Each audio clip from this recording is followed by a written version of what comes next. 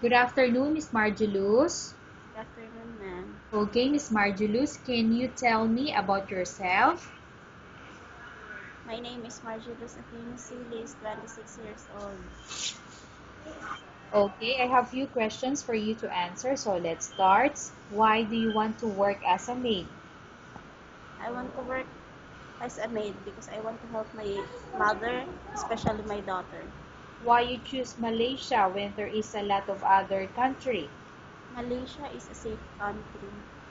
How are you qualified for this job? I am qualified, ma'am. Yes, you are qualified, but tell me what are your qualifications that you are qualified to the position you are applying? I am very hardworking, ma'am. May I know what is your education level is? Na- High school graduate, ma'am. What is your recent working experience? I'm working as a nanny before, ma'am. Have you worked abroad before? No, ma'am. Do you have experience of taking care of baby? Yes, ma'am. And whose baby you are taking care of? My own baby, ma'am. About elder or older people, do you have the experience that you take care? Yes, ma'am. Okay, whose elder you take care before and how old? My grandmother, 70 years old, ma'am. Do you have any other special skills? Yes, ma'am. Can you tell me what are those special skills do you have? Ironing, cleaning, washing, gardening. Okay, are you willing to learn new skills? Yes, ma'am. Are you willing to work with a family where the mother-in-law or any relatives stay together? Yes, ma'am. Currently, are you still working now? No, ma'am. Do you know how to cook? Yes, ma'am. What sort of food can you cook? Filipino and Korean food, ma'am. Okay, tell me what are those Korean food you can cook? Kimchi and a lot more, ma'am. Okay, how about Filipino food you can cook? Fried veggies, ma'am, and a lot more also. Okay, are you aware that you will have to do washing, cleaning, ironing, and cooking? Yes, ma'am. From all the house chores like cooking, cleaning, ironing, and washing, which do you like most? Cleaning, ma'am. If ever you were selected to work in Malaysia, who will take care of your kid? My mother, ma'am. You are not allowed to use handphone or cell phone during working hours. Okay, ma'am. You are only allowed to use handphone or cell phone after you finish all the works and when going to bed. Yes, ma'am. You are strictly forbidden to surrender the handphone to your employer in the morning, and your employer will return back to you once you're going to bed. Yes, ma'am. If ever your employer finds out that you're abusing or using your handphone and it's affected your work performance, your employer will confiscate your handphone and you're not allowed to hold it anymore. In fact, your employer will allow you to call to your family 3 times in a month. You're only allowed to bring normal phone and you're not allowed to bring smartphone. Are you agreed for the terms and conditions? Yes, ma'am. Are you agree to the rules and regulation for the handphone? Yes, ma'am. How many years is the contract as you agreed and understand? 2 years contract, ma'am. Can you describe for me your ethics or your attitude? Hardworking and trustworthy, ma'am. How can you assure to us that you will work hard in Malaysia? I assure, ma'am, that I will do my job well. Okay, can you promise not to use a telephone without the permission of your employer? Yes, ma'am. Can you promise not to put on makeup but to dress properly while work? Yes, ma'am. Can you promise not to invite friends and relatives without the consent of your employer?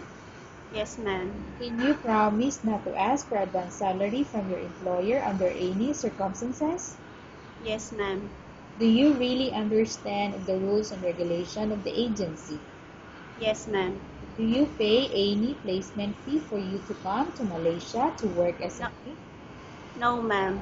Do you have any history of sickness, example breast cancer or any other illness? No, ma'am. Do you suffer from any skin diseases, allergy, or physical defect? Yes, ma'am. Okay, so may I know what type of skin diseases, allergy?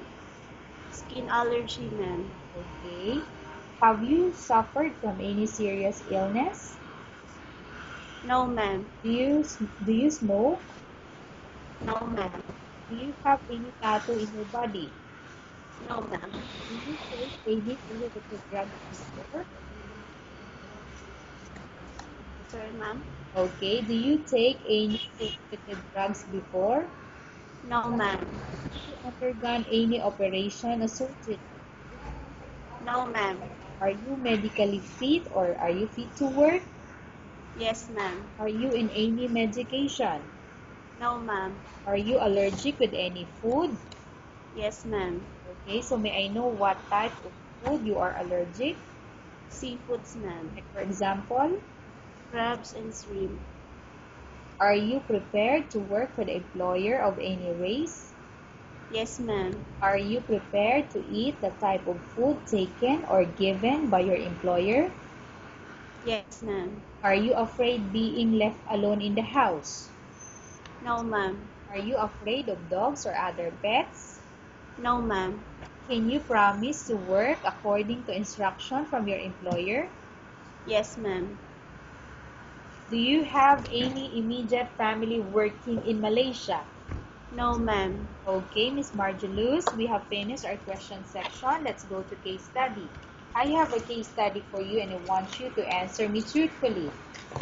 Upon arrival in Malaysia within 6 months, if ever any of your family members pass away, what will you do? Will you continue to work till finish your contract or you will go back? It depends the situation, ma'am. Okay. So, but we are talking about contract here. Okay, we have 2 years contract. So, for Yes, ma'am. example, if there's something wrong with the family, so you are not allowed to go back. Are you going to insist or you continue your work? Continue my work, ma'am. Okay. Tell us about yourself and why do you want to work in Malaysia as domestic helper? Sorry, ma'am. Tell us about yourself and why do you want to work as domestic helper? My name is Margelus Akinasilis. I want to work in Malaysia because Malaysia is a safe country. Okay. Why and what do you want to tell to your employer who's watching your video? Hi, ma'am. How are you? Thank you for watching my video. Okay, thank you very much, Miss Margelus. We will Thank you, update the ma'am. agency if there's any selection made by the employer. Okay, ma'am. Thank you.